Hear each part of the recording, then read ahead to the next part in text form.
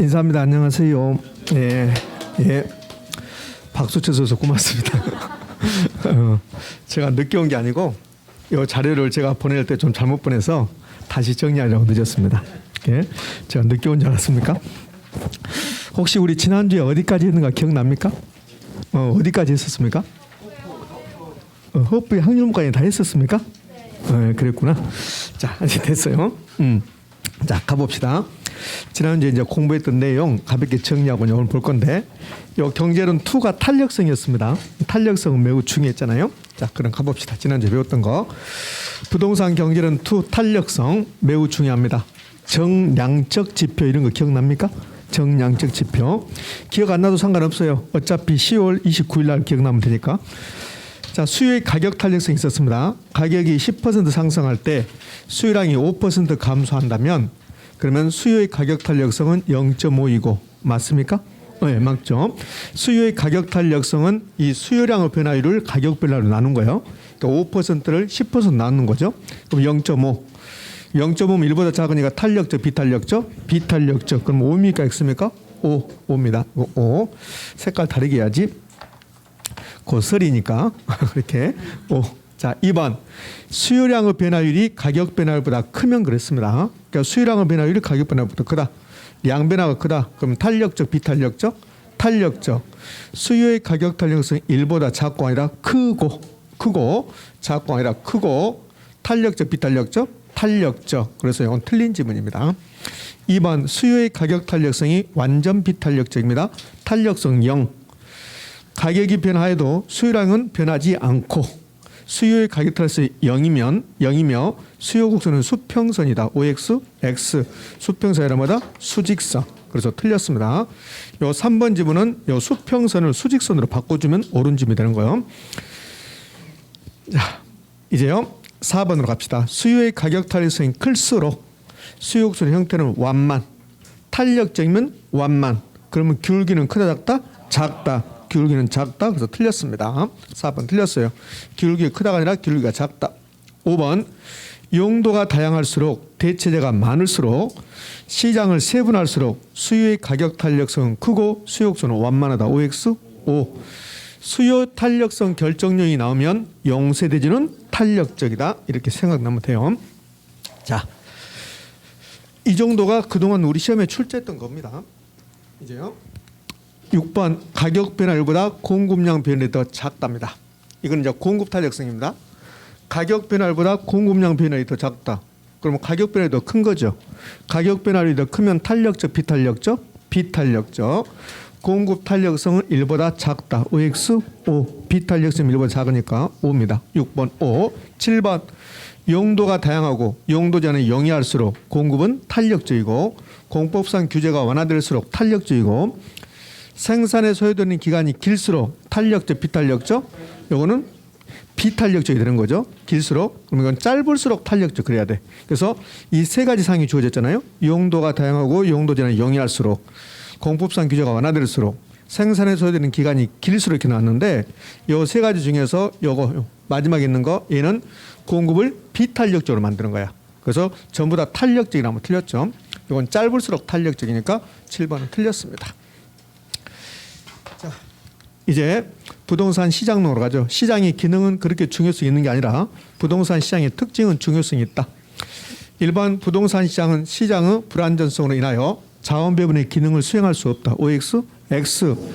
자원 배분의 기능을 수행하는데 그 자원 배분이 효율적이다, 비효율적이다, 비효율적이다. 그걸 시장의 실패라고 부른다. 그래서 수행할 수 없다 그러면 틀린 말이에요. 틀렸습니다.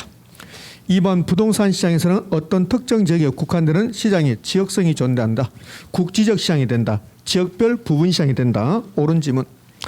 3번 부동산 시장은 수급 조절이 곤란하여 장단기적으로 가격 왜곡이 되는 현상이 나타나기 쉽다. 틀렸죠. 장자가 빠져야 돼.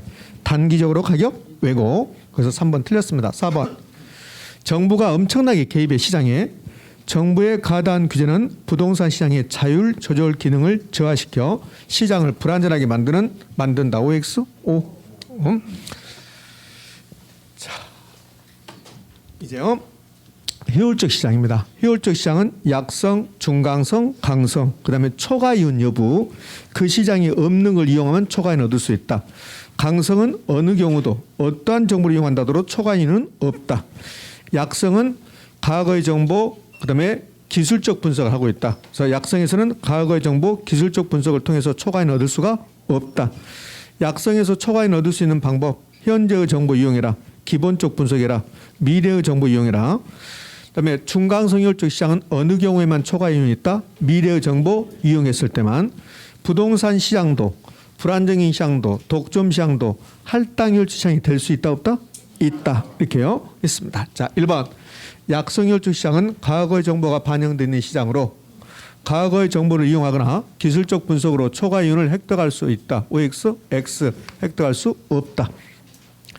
2번. 부동산 시장이 중강성 효율적 시장일 때 새로운 정보는 공개되는 즉시 시장이 반영된다. 이 새로운 정보가 뭡니까? 새로운 정보가 공개되는 시 현재의 정보. 새로운 정보가 공개됐다 해서 공개됐다. 그럼 이거는 현재의 정보입니다. 그러면 중강성 효율적 시장은 현재의 정보가 반영된다 안 된다? 된다. 그래서 이건 옳은 지문입니다. 3번. 중강성 효율적 시장에서는 과거의 정보, 현재의 정보를 이용하거나 기술적 분석, 기본적 분석으로 초과이윤을 얻을 수 없고 미래의 정보를 이용하면 초과이윤을 얻을 수 있다. OX? O. 4번. 강성 효율적 시장은 공포된 것이건 이 공포된 게 뭐예요? 과거의 정보와 현재의 정보. 그렇지 않는 거 미래 정보. 어떠한 정보도 이미 가치에 반영되어 있는 시장이다. OX? O. 5번. 옳은 지문 틀린 지문? 옳은 지문. 부동산 시장, 불안정인 시장, 독점 시장도 할당률 시장이 될 수 있다 없다? 있다. 자, 이제요. 지대 이론입니다. 리카도 1번 리카도 차액지대설 비옥도 비옥한 토지의 희소성 등을 지대 발생으로 보며 모든 토지에서 지대 발생한다. OX, X. 리카도의 차액지대설은 한 계지부터는 지대가 발생하지 않는다. 따라서 모든 토지에 지대 발생한다. 그러면 X. 2번 마르크스는 모든 토지에 지대 발생한다. 지대 발생 원인은 토지의 사유화. 그래서 토지 소유자는 최열등지에서는 지대를 요구할 수 없다. X. 최열등지에서 지대를 요구할 수 있다 없다? 있다. 틀린 질문. 3번 T넷 나왔습니다. 그러면 무슨 비? 생산비, 수송비, 수송비. 생산비로 내거든. 생산비로. 그러니까 T넷이 나오면 수송비가 나와야 돼. T넷은 토지의 위치에 따라서 수송비 차이 있고 그 수송비 차이에서 지대가 된다. 토지 비옥도가 동일하더라도 위치에 따라 수송비 차이로 지대 차이가 발생한다고 본다. OX? O. 4번 알론소 나오면 지불할 용의가 있는 무슨 금액? 최대 금액. 그래서 4번도 옳은 지문. 자, 이제 입지론으로 갑니다. 입지론, 네일리, 그다음에 허프 이렇게 두 사람 배웠던 것 같아요. 네일리는 어떤 도시의 흡입력은 그 도시의 크기에 뭐하고 비례하고 거리 제곱에 반비례한다. 그래서 1번 지문 보면 네일리의 소멸인력법칙에 따르면 두 개 도시의 상거리 흡입력은 빨아들이는 힘은 도시의 크기가 인구에 비례하고 두 도시의 분기점으로부터 거리 제곱에 반비례한다. OX? O. 네일리의 소멸법칙에 따르면 2번입니다. 상권의 경계는 큰 도시 쪽에 가깝게 작은 도시 쪽에 가깝게 작은 도시 쪽에 가깝게 결정된다. 그래서 옳은 지문입니다. 허프의 확률 모형, 다른 말로 상권 분석 모형이라고 그래요. 허프의 확률 모형이 나오면 특정 점포에 소비자들이 특정 점포에 쇼핑할 확률은 뭘로 결정된다? 거수면. 소비자가 특정 점포를 이용할 확률은 점포의 거리, 경쟁 매장의 수, 경쟁 점포의 수, 점포의 면적에서 결정된다. OX? O. 네, 됐습니다. 이렇게. 네. 자, 이제 지난주에 배웠던 거 다 봤어요. 그럼 이제 오늘은 뭘 배울 거냐면 이제 정책론을 배울 거라고. 정책론을 배울 건데 이제 지난주에 이런 걸 했었잖아요. 마지막에 지난주에 요 지대 이론 했었어요. 그다음에 지대 결정 이론 쭉 했고, 그럼 이제 이런 거 했잖아요. 있고 입지론도 있고 이제 여기까지 다 정리된 겁니다. 지난주에. 그러면 오늘은 이제 정책론 갈 건데 제가 왜 이렇게 앞에 딱 가져왔냐면 요 시장론에서 지난주에 배웠던 시장론에서 시장의 기능이 있었잖아요. 이제 요거다 직접 관련 없지만 시장의 기능이 있었어요. 그러면 시장의 기능은 가격을 결정하고 자원을 배분해요. 그런데 이 시장이 어떤 이유로 자원 배분을 잘못한답니다. 그걸 시장의 실패라고 그래요. 그럼 시장이 실패하면 자원 배분을 잘못하면 정부가 시장에 개입해요. 그것을 부동산 정책이라고 그래요. 그러니까 시장론하고 정책론하고 이렇게 연결돼 있다는 거예요. 연결. 그래서 이제 시장론이 끝나고 나면 바로 이제 정책론이 이어지는 거예요. 그럼 이제 정책론의 이제 목차를 좀 볼까요? 목차. 뭐 이렇게 되는데 뭐 이게 목차가 중요한 거 아니고 정책론은 4문제에서 5문제를 출제할 겁니다. 부동산 문제가 첫 번째 나오는데 부동산 문제는 신경 쓸 필요가 없습니다. 볼 필요 없어요. 정부의 시장 개입, 토지 정책, 주택 정책, 조세 정책 이렇게 연결되는데 여기서부터 거의 한 문제씩 출제된다고 보시면 돼요. 네, 조세 정책만 매년 출제하는 것은 아니에요. 조세 정책은 출제할 때도 있고 출제하지 않을 때도 있어요. 그러나 요 2번 시장 개입 반드시 나오고 토지 정책도 반드시 나오고 주택 정책도 반드시 나옵니다. 다만 기본적으로 한 문제씩이에요. 근데 여기 이제 플러스 알파가 붙는 거고 정부의 시장 개입이 한 문제 기본 깔고 그다음에 플러스 알파가 붙으면 알파가 뭐 2문제가 안 돼요. 한 문제 정도 되는 거지. 그래서 기본적으로 4문제는 딱 깔아주는 거예요. 하나, 둘, 셋. 여기 이제 나온다면 4문제. 그래서 4문제 정도 나오고 또는 5문제 나온다 이렇게. 토지 정책에서 알파가 될 확률이 매우 높아요.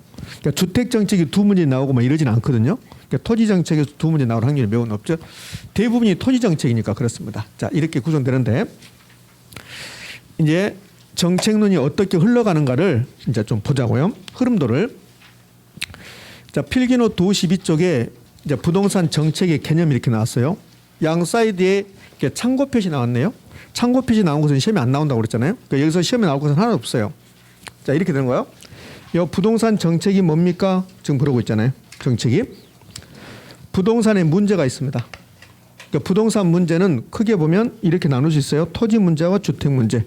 이 부동산 문제가 시험에 나온다 안 나온다? 안 나와요. 안 나오니까 부동산 문제를 보려고 생각할 필요 없어요. 거기 보면 책 보면 자세히 써놨는데 다 싸그리 무시합니다. 토지 문제 제가 한번 읊어볼 테니까 여러분 한번 듣고 잊어버리세요. 이 토지 문제는 첫 번째가 토지를 못 만들어요. 부정성 때문에. 그 부족하죠. 그러니까 토지가 부족하다 하면 좋을 텐데 학자들이 이걸 뭐라 하냐면 물리적 토지 문제라고 그렇게 불러요. 그런 거 시험에 나오지 않습니다.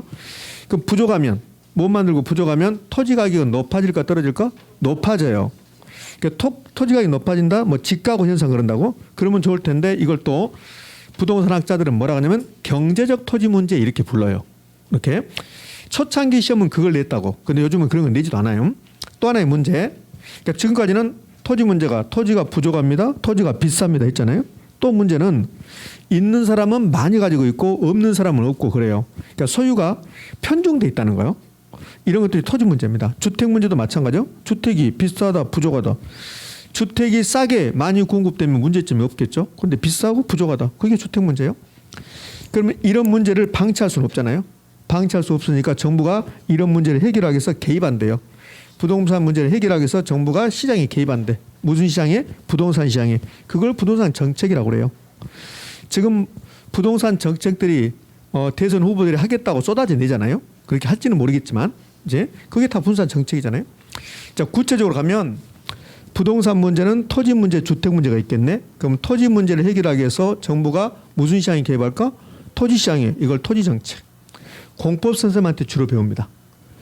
주택 문제를 해결하기 위해서 정부가 주택시장에 개입했다. 주택정책 역시 공법선생님한테 주로 배우는 거예요. 세금 가지고 개입했다. 조세정책 되는 거예요. 그러면 정책론에서 배울 것은 부동산 문제부터 출발하는데 부동산 문제 안 나와요. 정부의 시장 개입의 논리 요구하고 그다음에 구체적으로 토지정책하고 주택정책하고 조세정책하고 이렇게 시험에 나온다. 자, 그럼 토지정책하고 주택정책은 저에게도 배우지만 대부분이 우리 노래하는 선생님 있잖아요. 네. 공포스님한테 배운다. 공포스님한테 내일 배웁니까? 그러는데 오늘 저녁에 가서 노래방 가서 노래 좀 연습하고 오세요. 내일 노래 불러야 되니까. 그렇죠. 그러니까 대부분이 공포스님한테 배운 내용이요. 저하고 2달에 이게 한 바퀴 도는데 일수라는데 여기 토지 정책은 저한테 많이 배워봐야 시간으로 따진다면 1시간에서 1시간 반이에요. 근데 공법 선생님은 거의 매주 토지 정책을 이야기하잖아요. 그러니까 주로 이 토지 정책은 공법선생님한테 배운다. 근데 부동산학 개론에서 토지 정책이 많이 나오면 두 문제거든요. 그럼 저한테 배운 것은 1시간 반 정도 배우는데 두 문제 내기가 곤란해요. 그래서 토지 정책은 공법선생님한테 배운 내용도 나올 수 있다는 거.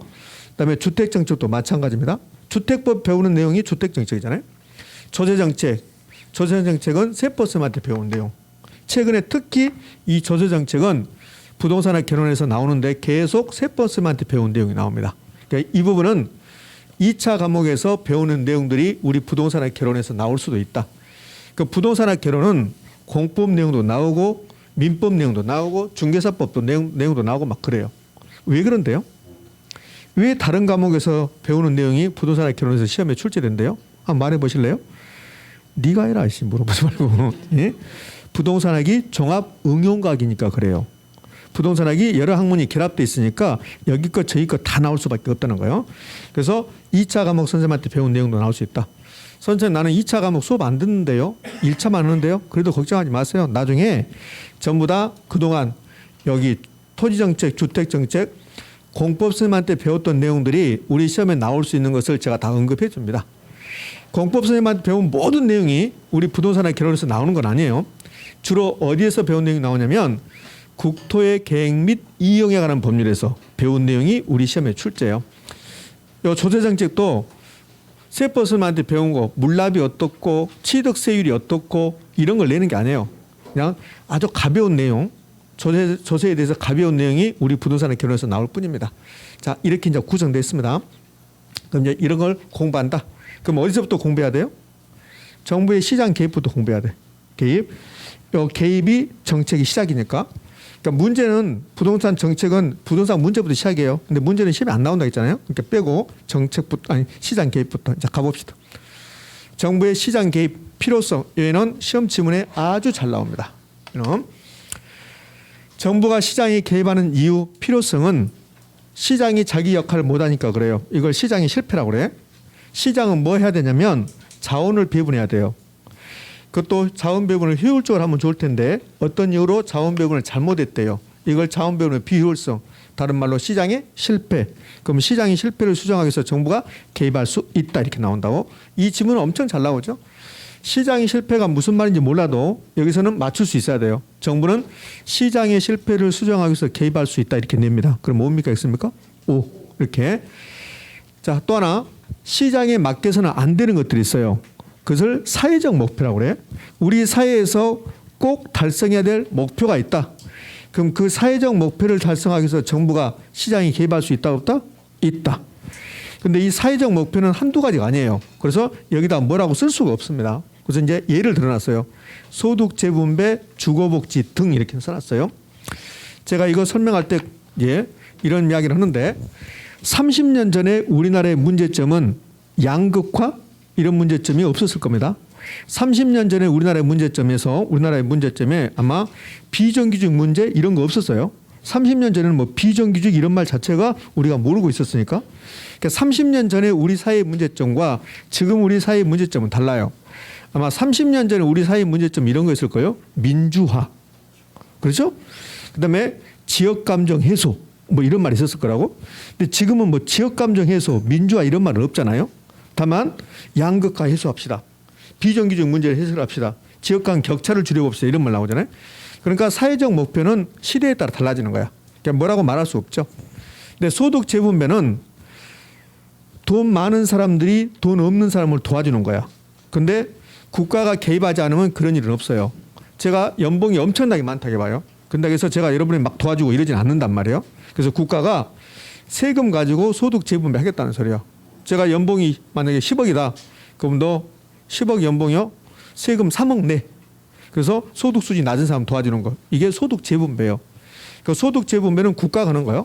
국가가 세금 가지고 하는 거죠. 좀 있으면 세금의 기능, 조세의 기능 중에서 소득 재분배가 나온다고. 그러니까 이거는 애울 필요 없어요. 애울 필요 없고 그냥 요 사회적 목표를 달성해서 개입할 수 있다. 이렇게 하면 돼요. 아주 쉽게 나오면 이렇게 나오는 거예요. 사회적 목표를 달성하기 위해서 개입할 수 있다. 이렇게 내버리는 거야. 근데 이걸 약간 설명을 가하려면 이렇게 하는 거야. 정부는 소득 재분배, 주거복지 등 사회적 목표를 달성하기 위해서 개입할 수 있다. 이렇게 되는 거예요. 요 2번은 딱 한 번 나왔어요. 우리 시험 지문에. 근데 사회적 목표는 한두 가지가 아니라겠잖아요. 그러니까 그 목표가 효율성일 수도 있고 형평성일 수도 있고 그 밖에 다른 목적일 수도 있다. 요 2번은 굳이 기억할 필요 없잖아요. 또 하나, 부동산 경기가 침체하면 경기를 활성화시키기 위해서 개입할 수 있죠. 그래서 경기조절이라고, 경기조절 또는 경제 안정화. 이 세 가지가 정부가 시장에 개입하는 이유입니다. 그냥 요 세 가지 타이틀만 알아도 돼요. 이제 우리 책을 보면 이렇게 나와요. 요 시장의 실패를 수정한 것을 경제적 기능이라 하고 사회적 목표를 달성한 것을 저는 정책적 기능이라 했는데 요 정책적 기능을 다른 말로 정치적 기능 이렇게 해요. 정치적 기능. 경제적 기능, 정치적 기능 이렇게 표현해서는 한 번도 우리 시험에 나온 적은 없습니다. 만약에 출제자가 작정을 하고 여기서 시험을 출제해서 여러분을 골탕을 먹이겠다. 그럼 어떻게 출제하냐면 이렇게 출제해요. 정부는 시장의 실패를 수정하기 위해서 개입하는데 이런 것을 정치적 기능이라고 한다. 이렇게 한다고. 그럼 뭘까 있을까? X. 여기서는 그거 딱 하나만 기억하시면 돼요. 시장의 실패를 수정하기 위해서 개입하는 것은 경제적 기능이라고 그래요. 그다음에 사회적 목표를 달성하기 위해서 개입하는 것은 정치적 기능이라 한다. 자, 됐습니다. 그럼 이렇게 정부가 시장에 개입할 필요성이 나타나면 개입해야 돼요. 그래서 이제 개입하는 방법이 나오는 거야. 시장 개입을 뭐라고 그래요? 시장 개입을 정책이라고 그래요. 방법이 수단인 거야. 그래서 시장 개입 방법, 정책 수단 얘는 매우 중요하다고 했잖아요. 직접 개입과 간접 개입과 토지용 규제가 있다. 그러니까 우리는 지금 앞으로 이제 이런 걸 배우는 거야, 이런 거. 그럼 여기서는 직접 개입 방법, 간접 개입 방법의 뜻을 한 번도 물어본 적이 없어요. 그냥 직접 개입 방법에는 뭐가 있고 간접 개입에는 뭐가 있습니까? 그거. 그럼 토지용 규제는 뭐가 있습니까? 요게. 그러니까 암기상이 되는 거야. 왜? 한 번도 뜻을 물어본 적이 없으니까 그냥 단순 암기상이 된다. 자, 이제 여기 직접 개입, 간접 개입 써놨는데 이제 구체적으로 가면 이렇게 되는 거죠. 여러분 필기노트는 연표 없어요. 제가 표를 만들어 왔을 뿐입니다. 그러니까 필기노트에 52쪽 하단부부터 이렇게 쭉 나왔어요. 53쪽까지. 그럼 직접 개입 방법, 간접 개입 방법, 토지용 규제가 있는데 토지용 규제는 나올 일이 없습니다. 그럼 직접 개입 방법이 뭐고 간접 개입 방법이 뭐고 개념은 물어본 적이 없다고 했어요. 근데 다만 여기 있는 내용 요거 암기상이라고. 그럼 시험은 이 부분에서 자주 출제되는데 출제 유형은 거의 이렇게 내요. 어떻게 내냐면 자, 이렇게 박스 준다고 이렇게 박스 주고 나서 이 중에서 직접 개입 방법은 몇 개입니까? 그런다고. 그럼 여기 있는 거 종부세, 부담금 요것만 간접이잖아요. 나머지는 전부 다 직접. 그러니까 이거 암기상이 되는 거예요. 그럼 이제 직접 개입의 방법에는 요 공공 들어가고 공영 들어가면 전부 다 직접 개입이라고 했어요. 공공 들어가고 공영 들어가면 공영 개발, 공공 투자 사업, 공공 임대주택 공급, 공공 임대 보유. 이게 무슨 뜻인가는 물어본 적도 없습니다. 그래서 암기상이 되는 거고 토지 수용, 토지 은행, 토지 비축, 도시개발 사업, 도시재개발 사업, 행복주택 이런 것들이 직접 개입이요. 그럼 직접 개입의 뜻을 제가 설명해 볼게요. 여기가 우리 서울입니다. 서울에 지금 주택이 필요한 양이 필요한 주택의 량이 몇 개냐면 100개야, 100개. 근데 이제 주택이 배분되는데 공급된 양이 공급량이 80개입니다. 그럼 주택이라는 자원이 필요한 만큼 배분됐습니까? 안 됐습니까? 안 됐죠. 안 됐습니다. 이걸 과소생산이라고 그래요. 너무 조금 만들었죠? 과소생산. 이걸 다른 말로 한번 해보세요. 과소생산. 시장이 실패. 시장은 주택이라는 자원을 배분해야 되는데 필요한 것은 100개인데 80개밖에 배분이 안 됐어요. 과소생산. 이걸 시장이 실패라고 그래요. 그러면 시장이 실패했습니다. 시장이 실패하면 정부가 개입해야 됩니까? 안 해야 됩니까? 해야 되잖아요. 해야 되죠? 자, 이제 정부의 시장 개입해야 되는데 그럼 20개가 부족해요. 20개가 부족하니까 이 주택 시장에 국가가 직접 수요자 공급자 역할을 하는 거야. 이 서울이라는 주택 시장이라고 봐요. 그럼 서울이라는 주택 시장에서 주택 시장에서는 수요자하고 공급자가 있어요. 정부는 밖에 있어, 밖에. 그럼 수요자 공급자가 시장에서 원활하게 작동하고 있다. 수요 공급이. 그러면 정부는 굳이 개입할 필요 없어요. 근데 여기는 지금 주택이 부족해요. 주택이 부족하니까 몇 개 부족합니까? 20개. 그럼 이걸 정부가 개입해서 20개를 해결해내야 돼요. 근데 이제 직접 개입은 정부가 주택 시장에서 직접 주택을 공급하겠다는 소리예요. 공급. 그러니까 직접 개입은 시장, 부동산 시장에서 정부가 직접 어느 경우는 수요자, 어느 경우는 공급자 역할을 하겠다. 이걸 직접 개입이라고 그래요. 그럼 주택을 20개를 국가가 이제 건설할 건데 이 토지, 이 부분의 토지를 국가가 사요. 그럼 국가가 토지 수요자가 되는 거예요. 이런 경우는 직접 개입입니까? 간접 개입입니까? 직접. 그러면 토지를 사거나 토지를 안 판다 그러니까 토지를 수용을 해요. 토지 수용. 그럼 토지 수용은 국가가 직접 토지를 빼들어가는 거죠. 이런 것이 직접 개입이야.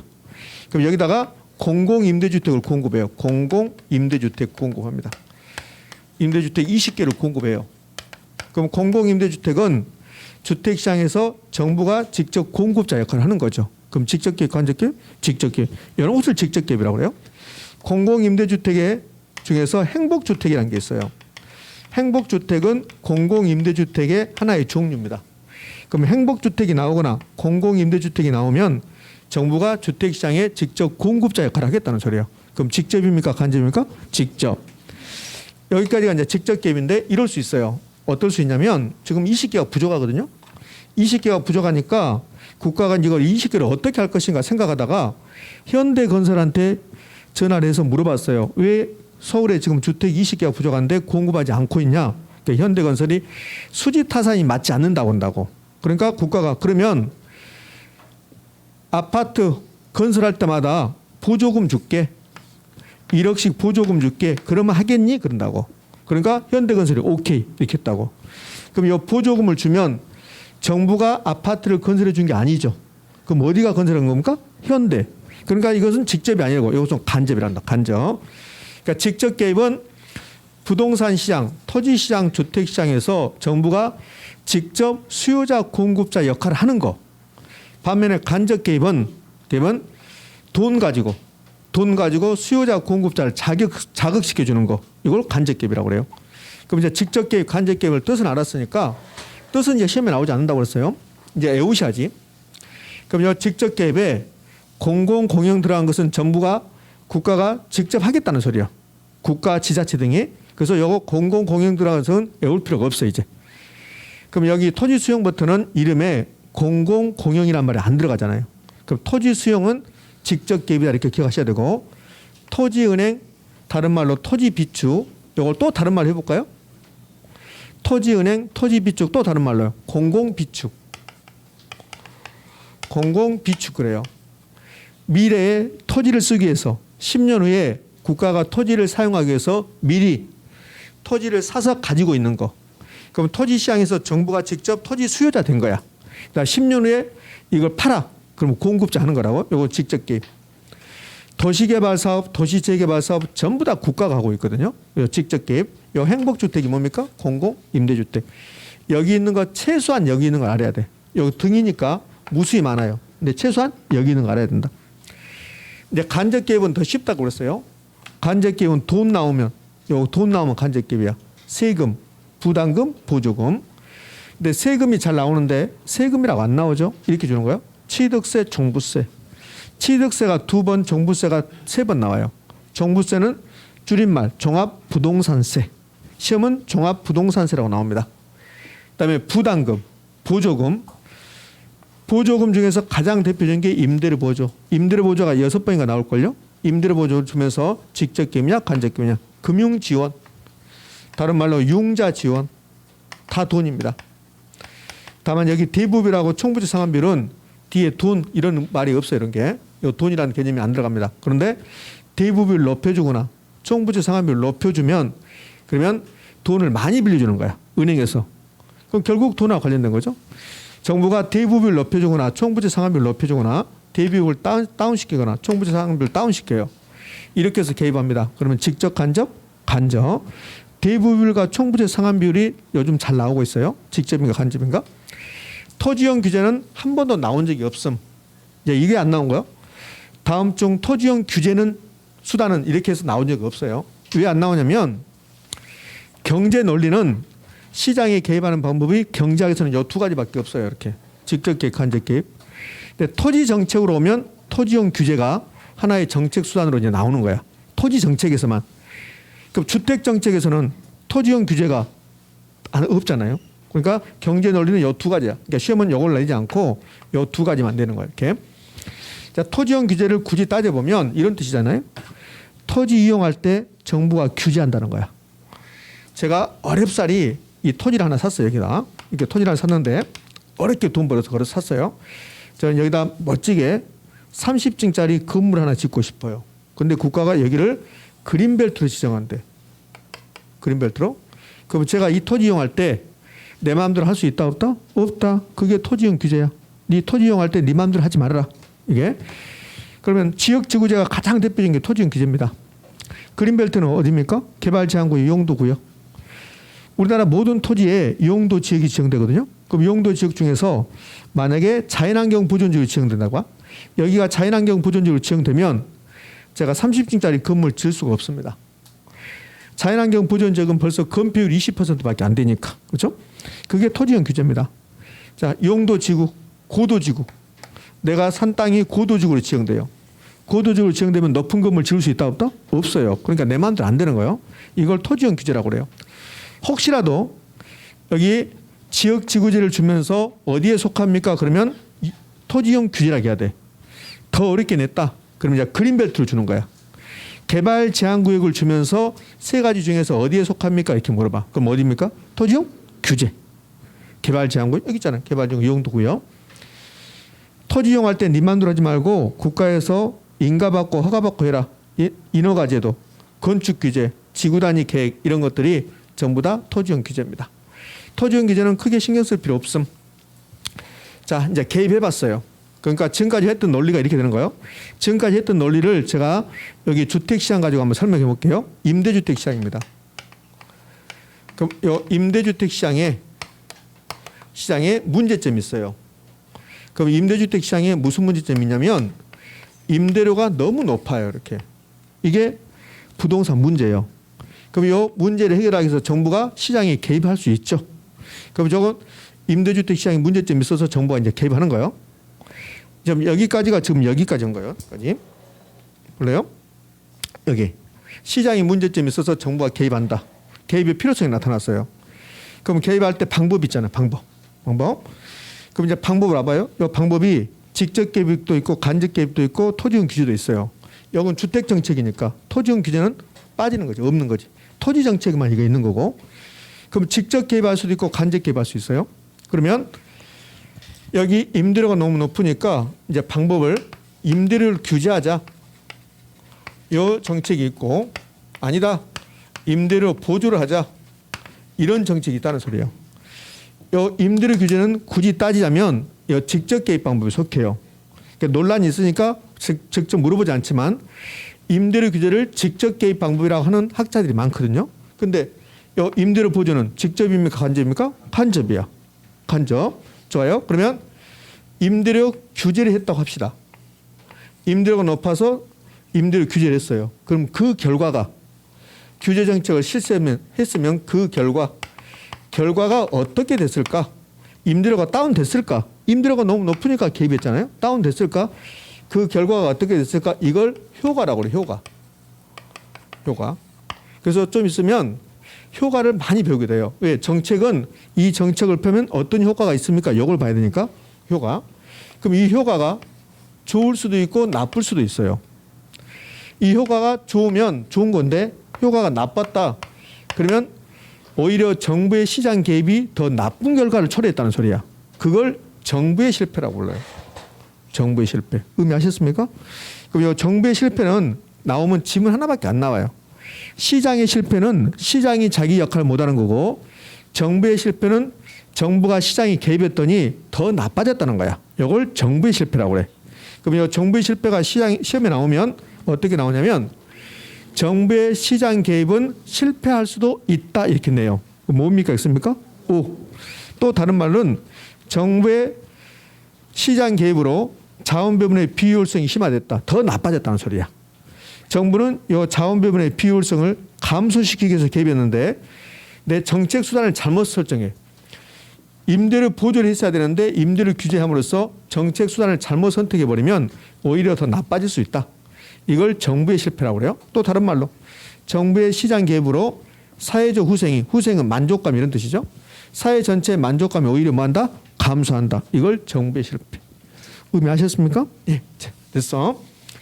그럼 지금까지 배웠던 것은 시험에 나올 수 있는 부분은 두 부분이요. 물론 얘도 나올 수는 있겠죠. 그럼 이거는 큰 의미가 없는 거고, 요거 구별하는 거 가장 중요하고, 굳이 따지자면 이제 별표 3개 되겠죠. 그다음에 반드시 맞춰야 되고, 반드시. 제가 별표 3개라고 했는데 어려우면 못 맞출 수도 있어요. 근데 이거는 반드시 맞춰야 돼요. 그다음에 나오는 게 또 잘 나오는 게 이거. 이렇게 세 가지 이렇게 시장의 실패 수정, 사회적 목표 달성, 경기 조절 이렇게. 자, 이제 정부가 시장에 개입하는 이유 중에서 시장의 실패가 있었잖아요. 그래서 시장의 실패를 이제 공부하러 하는 거야. 여기까지 했던 거 이제 기출 지문 보고 시장의 실패 이렇게 공부하러 갈 거예요. 자, 기출 지문 봅시다. 요거 맞춰내면 돼요. 자, 1번.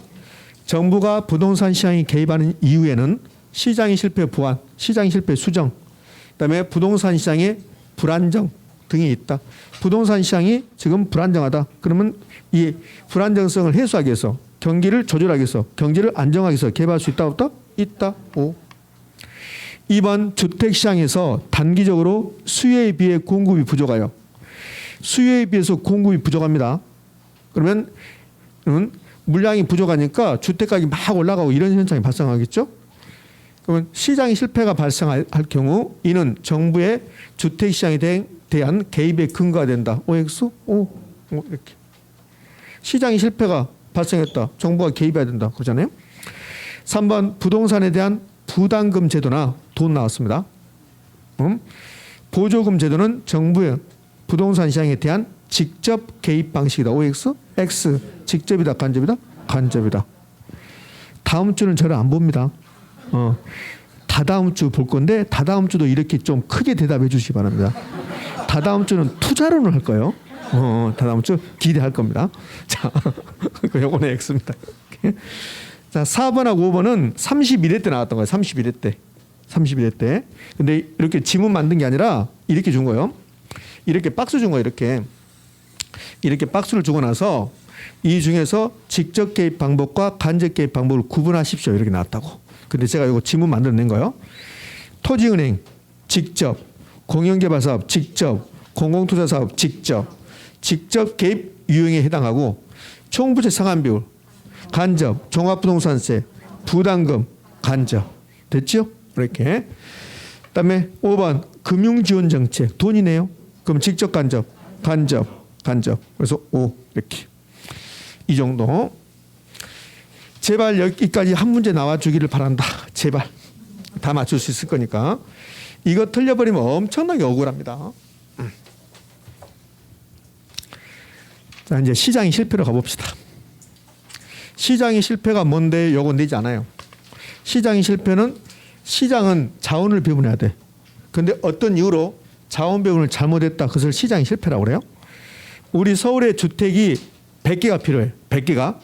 그럼 100개를 만들어내면 시장이 성공한 거야. 근데 80개밖에 안 만들었다. 그럼 자원 배분을 잘못했죠? 시장이 실패. 100개가 필요한데 80개 만들었다. 많이 만들었습니까? 조금 만들었습니까? 조금. 과소 생산. 100개가 필요한데 120개 만들었다. 많이 만들었죠? 과잉 생산. 이걸 시장의 실패라고 그래요. 그럼 시장의 실패가 뭔데요? 물어보지 않습니다. 이걸 물어보는 거야. 시장의 실패 원인. 요거 암기상이에요. 암기상. 굳이 짜자면 요 별표 3개 해버립시다. 그냥 암기해야 되니까.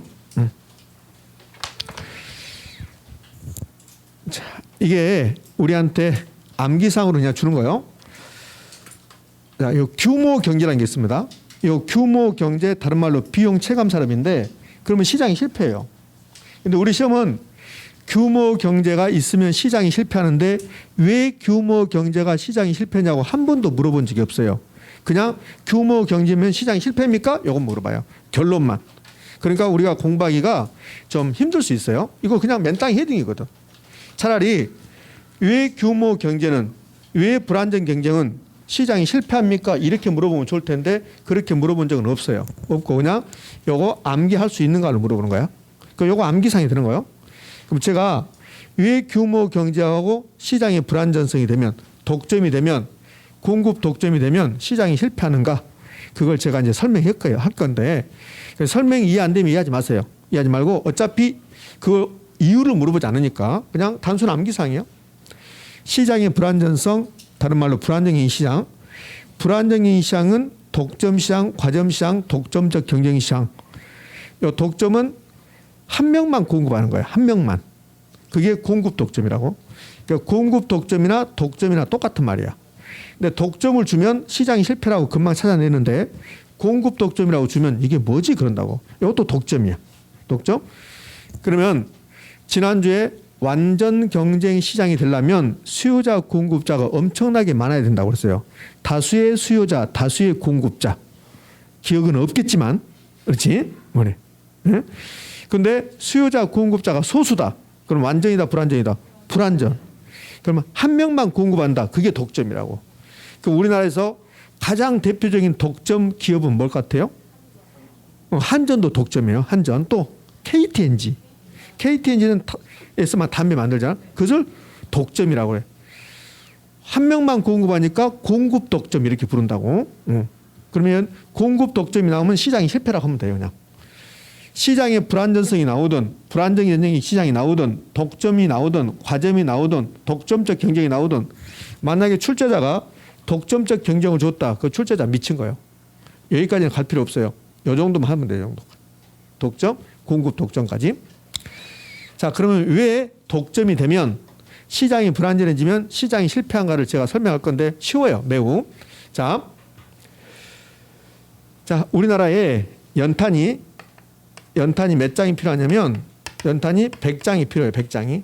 요 100장이 필요합니다. 그럼 요 100장을 만들면 한 장당 1,000원이라고 봐. 1,000원. 한 장당 1,000원의 가격이에요. 이렇게. 장당 가격이 1,000원이에요. 그러면 여러분이 한번 선택해 봐요. 우리나라에 연탄을 공급하는 사람이 딱 한 명밖에 없다고 봐요. 한 명. 그게 독점이야.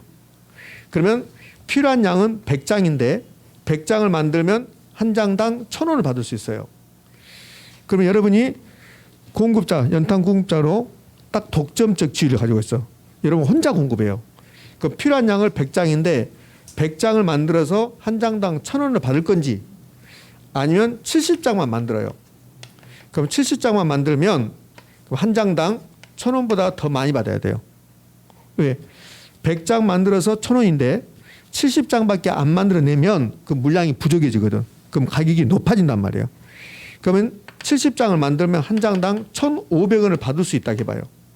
그럼 여러분 1번을 선택할래요? 2번을 선택할래요? 2번을 선택한다고. 독점은. 그러니까 독점이 돼버리면 독점 기업이 스스로 공급량을 조절하게 됐다고. 스스로. 우리 사회에서 필요한 양은 100장이에요. 100장. 100장 만들면 1,000원밖에 못 받아요. 한 장당. 근데 70장을 만들어서 1,500을 받으면 더 이익이라고. 그래서 독점이 되면 그럼 독점 기업이 이윤을 획득하기 위해서 우리 사회에서 필요한 양보다 조금 만들어 버린다고. 그래서 실패한 거라고. 실패. 100장이 필요해요. 그 100장을 만들어내면 시장이 성공한 거야. 근데 70장 만들면 과소 생산되는 거지. 그 시장이 실패한 거야. 이것 때문에 불안정인 시장이 실패하는 거예요. 별것도 없잖아요. 별것도 없고 뭐 시험은 그렇게 내지 않아요. 이렇게 내지 않고 그냥 독점, 불안정인 시장의 불안전성이 주면서 이게 시장의 실패 원인인가 물어봐요. 그러면 시장 실패 원인이라고 하면 돼. 요건 이제 암기하셔야 되니까. 자, 규모 경제도 한번 설명해 볼게요. 규모 경제가 비용 체감 산업인데 규모 경제가 무슨 말이냐면 규모 경제는 두 가지가 있는데요. 그냥 들으세요. 그냥 규모 경제를 우리 시험에서 한 번도 시험에 출제한 적이 없으니까. 요 이제 규모 경제가 요 경제란 말이 무슨 말일까요? 경제란 말이 비용을 다운시킨다는 소리야. 앞에가 생산이란 말이 생략돼 있어. 생산. 그러면 생산의 규모 경제는 이런 뜻이에요. 생산 규모를 늘리면 생산량을 늘리면 비용이 다운됩니다. 이걸 규모 경제라고 그래요. 아직도 감이 안 오는데. 자, 연탄 한 장을 만들 때 이 한 장 생산합니다. 한 장 생산할 때 총 비용이 1,000원이야. 1,000원. 그럼 우리가 일반적으로 쓰는 말 단가다. 단가가 얼마래요? 1,000원이지. 단가는 하나 만들 때 비용이야. 이 단가는 우리가 일반적으로 쓰는 말이고 이제 정식 용어는 학문적 용어는 단위당 생산비. 단위당 생산비 그래요. 전혀 쓸 필요 없어요. 요걸 좀 더 학문적으로 가면 평균 비용이야. 평균 비용. 요거는 총 비용이고 하나 만들 때 총 비용이 1,000원. 그럼 평균 비용 단가도 얼마? 1,000원이야. 그런데 이제 10장을 만들어 봐요. 10장. 그럼 10장을 생산했습니다. 생산 규모를 키웠습니까? 생산 규모를 키웠잖아요. 한 장 만들다 10장 만들었으니까 개인이 하고 있나? 연비도 안 좋아지네. 그럼 총 비용이 10,000원이 들어간 게 아니라 7,000원밖에 안 들어가요. 저는 이때는 단가가 얼마예요? 700원이요. 700원. 700원. 이걸 규모 경제라고 그래요. 규모를 키웠더니 생산 규모를 키웠더니 비용이 다운됐잖아요. 이걸 규모 경제라고 그래요. 규모 경제. 그럼 규모 경제가 우리 시험에 나온 게 아니라 뭘 냈냐면 이렇게 냈어요. 물론 규모 경제란 말을 쓰지 않았지만 규모 경제를 냈었어요. 어떻게 냈냐면 여기서 낸 게 아니라 수요 공급에서 냈어. 수요 공급. 이게 지금 수요 공급 논리니까 생산량을 늘리면 여기 단가가 다운된다. 비용이 다운된다. 그러면 공급자가 이익 봐요? 손해 봐요? 이익 보잖아. 공급자가. 그걸 우리 시험에 낸 적이 있어요. 수요 공급에서 지문 딱 하나.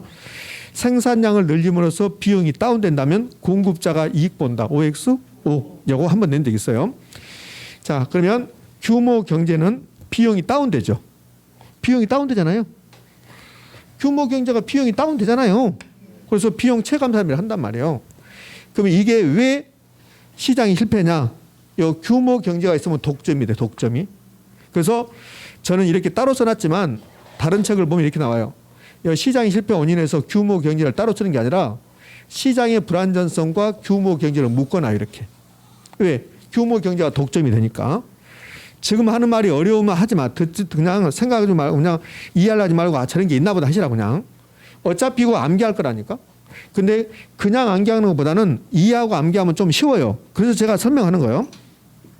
자, 이제 규모 경제라는 것은 좀 알았을 건데 자, 여기 회사가 3개가 있어요. 연탄 공장이 A 공장이 있고 B 공장이 있고 이제 C 공장이 이렇게 있다고 봐요. 그럼 A 공장이 규모 경제를 실현해요. 그럼 A 공장은 한 장 만들 때 생산비가 요 700원밖에 안 해요. 근데 B 공장하고 C 공장은 규모 경제가 안 되는 거야. 그래서 저는 한 장 만들 때 생산비가 1,000원이에요. 그럼 A 공장은 한 장 생산비가 700원이니까 연탄 하나의 가격을 800원 받아도 100원 이익이죠. 근데 B 공장하고 C 공장은 800원 받아서는 된다 안 된다? 안 돼요. 800원 받아서 망한다고. 그러니까 800원을 받을 수 없고 1,000원 최소한 1,000원은 받아야지.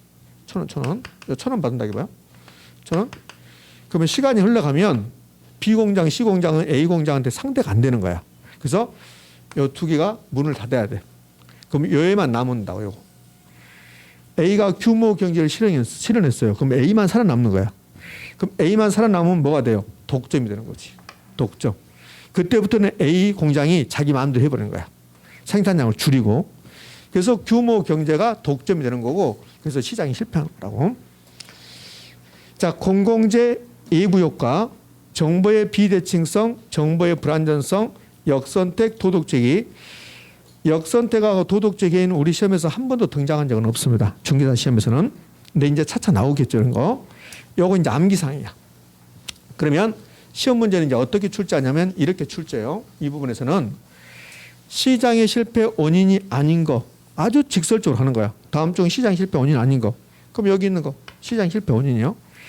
그동안 답이 됐던 것 중에서 시장의 실패 원인이 아닌 것 중에서 답이 됐던 것 중에서 요거 빼고 완전 경쟁 3번이나 답이 돼요. 3번. 그다음에 또 요 B자 빼고 정보의 대칭성 이렇게 줍니다. 그러면 이건 시장의 실패와 관련 없어요. 불안정 경쟁, 정보의 비대칭성이 시장의 실패와 관련되어 있는 거예요. 지금 의미 아셨습니까? 그래서 혹시라도 시장의 실패 원인을 찾으라 하면 그러면 요 불자 있는 거 없는 거 보고 그다음에 B자 있는 거 없는 거 본다는 거. 이렇게. 자, 제가 한번 쭉 읊어볼게요. 시장의 실패 원인, 시장의 불안전성, 불안정 경쟁, 독점, 과점, 공급 독점, 규모 경제, 비용 체감 산업, 공공재, 무임승차, 예부 효과 2개 있어요. 정예부과, 부예부과. 이건 좀 이따 다시 설명할 거예요. 그다음에 정보의 대칭성, 비대칭성, 정보의 불안정성, 역선택, 도덕제의인데 여기까지는 여러분 시험에서는 아마 가지 않을 것도 같아요. 근데 모의고사는 나올 거란 말이에요. 여기 있는 거 어떤 것이 나와도 시장이 실패입니다. 그럼 이렇게 되는 거예요. 이 부분을 직접 내거나 아니면 이렇게 되는 거예요. 정부는 규모 경제, 공공재로 인한 시장의 실패를 수정하기 위해서 개입할 수 있다. OX? O. 그럼 여기 있는 5가지가 나타나면 시장이 실패라고. 요 시장이 실패하면 정부가 개입해야 됩니까? 안 해야 됩니까? 해야 되죠. 그럼 요 5가지는 이렇게 할 수 있죠. 시장의 실패 원인이라고 말할 수도 있고 정부의 시장 개입의 원인이라고 말할 수도 있겠네. 그래서 시험은 다음 중 시장의 실패 원인인 것은 아닌 것은 이렇게 내거나 다음 중 정부의 시장 개입의 원인인 것은 이렇게 내거나 똑같은 표현이 된다는 거예요. 의미하셨습니까? 예. 지난주에 했던 것 중에서 이거 기억나가 봐봐요. 완전 경쟁 시장이라는 게 있었어요. 완전 경쟁 시장이 되려면 그러면 상품의 동질성이 있어야 돼. 상품의 동질성. 똑같은 상품이 거래돼야 된다. 상품의 동질성. 근데 부동산은 개별성 때문에 상품이 표준화, 비표준화? 비표준화. 그럼 불안전 경쟁 시장은? 불안전 경쟁 시장은 상품의 비표준화 이렇게 했어요.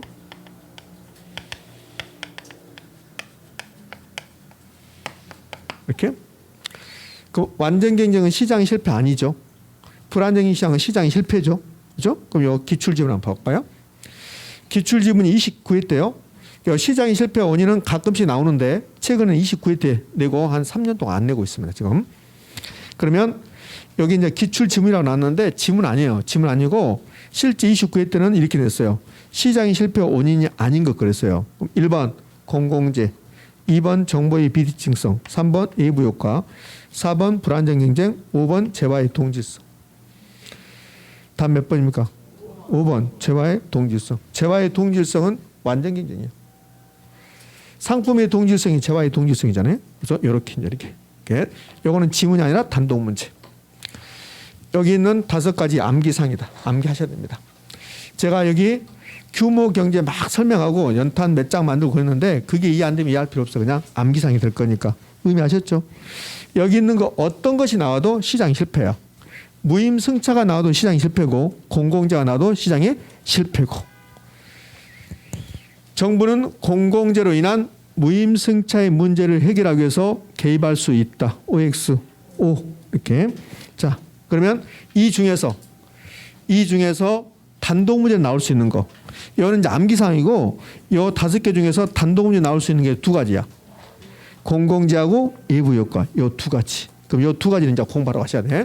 그래서 이제 공공재가 나오는 거예요. 봐요. 자, 공공재. 이렇게. 자, 공공재까지 한번 해볼게요. 아니다. 이러면 힘드니까 여기서 멈추고 이제 10분 쉬었다가 공공재부터 합니다. 되셨나요? 예.